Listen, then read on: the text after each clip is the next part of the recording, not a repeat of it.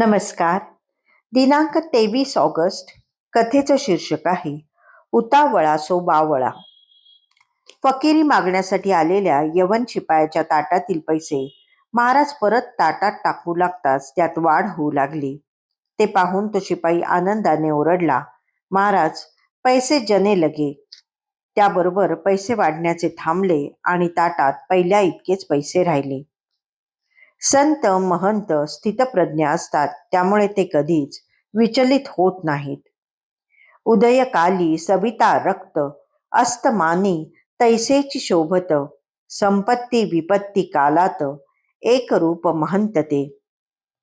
हे त्यांच्या बाबतीत 100% खरे असते, पण सामान्य माणसाचे तसे नसते. निर्जर रूपाकडे डोळेझाक केल्याने आणि बाह्य अनात्मसृष्टीकडे अत्यंत आसक्त झाल्याने ते चंचल स्वभावाचे असतात. इथे कोणतीही वस्तू कायम नसते. सतत बदल हा या सृष्टीचा स्थायी भाव आहे. बदलत्या परिस्थितीत वस्तूचे रंग, रूप आणि अनुभवही बदलत राहतात. त्यामुळे क्षणाचे सुख आणि त्यापाठोपाठ अनंत दुःखे हे इथले कालचक्र आहे. एक दुःख संपले की दुःख होते, म्हणून दुसऱ्या सुखाची प्रतीक्षा जीव करतो. सुखाच्या अभावी इथे फक्त दुःखच असते. ते दुःख भोगीत असता इतरांकडे लक्ष जाते, तेव्हा इतरांचे सुख पाहून त्या जीवाच्या मनात ईर्ष्या, मत्सर आणि द्वेष जागे होतात व त्यामुळे तो अधिकच दुःखी, क्रोधी होतो. क्षणिक सुख वाट्यास येते तेव्हा जसा तो उत्तेजित होतो, तसा संभाव्य सुखाच्या कल्पनेनेही तो उत्तेजित होत असतो. संभाव्य सुखाची कल्पना म्हणजे मनोराज्य. या मनोराज्यात तो शेख महम्मदी स्वप्ने रंगवू लागतो. स्वप्ने आभास असतात. ती नष्ट होण्यास वेळ लागत नाही. याचा अनुभव वरचेवर घेऊनही त्याचे उत्तेजित होणे संपत नाही.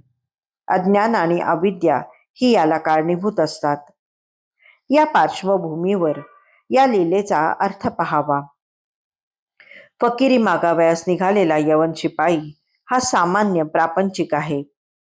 अज्ञान आणि अविद्येने झाकलेला जीव आहे. फकिरी करणे म्हणजे भिक्षेचे ताट फिरवणे. जीव आजन्म याचनाच करत असतो. अगदी मृत्यूच्या क्षणी देखील त्याचे मागणे संपत नाही. देवाकडे येऊनही तो भीकच मागतो, किंबहुना देवाकडे येण्यास त्यास तेच एकमेव कारण असते. एरवी त्यास देवाकडे येणे नकोच असते. भीक मागणे हेच त्याचे प्राक्तन.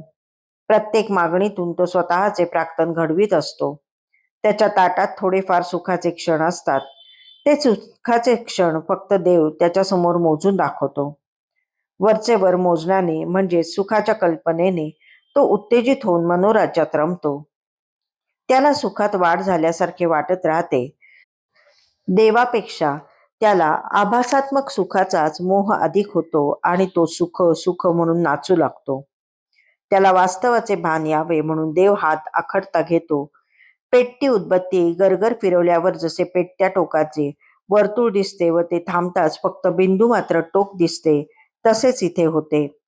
सुखापेक्षा ते देणाऱ्या देवाची आठवण व्हावी म्हणून देवानेच योजलेले हे धक्कातंत्र असते.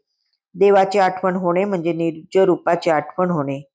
निजरूप हे वास्तव आहे. या वास्तवाचे वेळीच भान यावे, त्याची जाणीव व्हावी, त्यासाठीच हा खेळ असतो.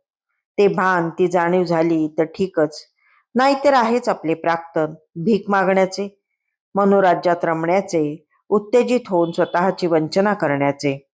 जीवाच्या या उत्तेजित होण्याला उद्देशूनच महाराज नेहमी उतावळा सो बावळा असा उल्लेख करीत. धन्यवाद.